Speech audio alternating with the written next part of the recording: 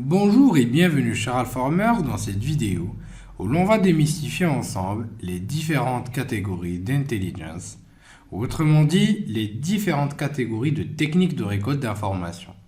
Pour ce, nous allons suivre le plan suivant. Tout d'abord, nous allons commencer par appréhender les différentes sources de récolte d'informations, suivi par un des défis les plus importants dans ce monde extrêmement intéressant, qui va être celui de la vérification de l'information. Bien sûr, à part l'OSINT, il existe d'autres techniques qui permettent de récolter des informations. On retrouve parmi ces dernières le UMINT pour toute information obtenue à partir de sources humaines via tout simplement du social engineering ou encore à travers des interviews ou toute autre approche incluant un être humain. On a aussi le SIGINT, le Signal Intelligence. Donc, et là, c'est toute information obtenue à partir de communication, principalement à partir de signaux comme de l'analyse de trafic Internet, de la surveillance de fréquences radio, et ainsi de suite. On a aussi tout ce qui va toucher au IMENT, l'Imagery Intelligence, et qui représente toute information obtenue à partir d'imagerie, comme satellite, Google Street View, et ainsi de suite.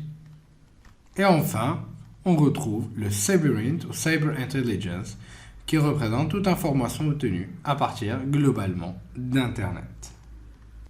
La plupart du temps, bien sûr, vous allez pouvoir retrouver ces différentes techniques de récolte d'informations au niveau d'une même et seule pratique qui est celle de l'OSINT. Ce n'est pas forcément des catégories distinctes que vous allez trouver. Donc ça va être des sous-catégories de l'OSINT principalement.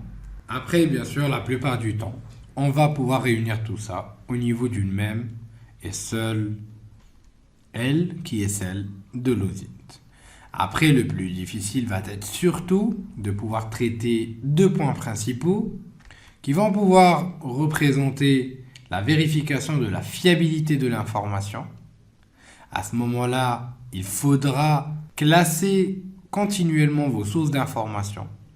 Et donc, une source qui va vous fournir des infos fiables, plusieurs fois, va être priorisée donc, au niveau de votre ou de vos analyses. Bien sûr, il y a un autre point très important qui est relatif à la crédibilité des informations que vous allez récolter. Et donc, à ce moment-là, une information est jugée crédible s'il est accepté par un corpus que vous allez établir, c'est-à-dire une ligne directrice ou, autrement dit, des critères que vous allez établir selon votre domaine d'activité. Après, bien sûr, vous allez noter vos sources, mais aussi les informations que vous allez récolter selon des notes bien spécifiques. Si la source d'information est jugée très fiable, fiable, non fiable, et ainsi de suite, sans oublier la crédibilité de l'information récoltée. Si elle va être crédible, peu crédible ou relativement crédible, et ainsi de suite. Ce système de notation va vous permettre de prioriser les sources que vous allez adopter pour récolter les informations, mais aussi de pouvoir donner une note ou une jauge de crédibilité, donc des informations que vous allez récolter. Et c'est tout là l'intérêt de ce qu'on est en train de découvrir, c'est de pouvoir apprendre à analyser, filtrer, classifier et prioriser les informations à traiter ou à exploiter. Je vous dis merci de votre confiance.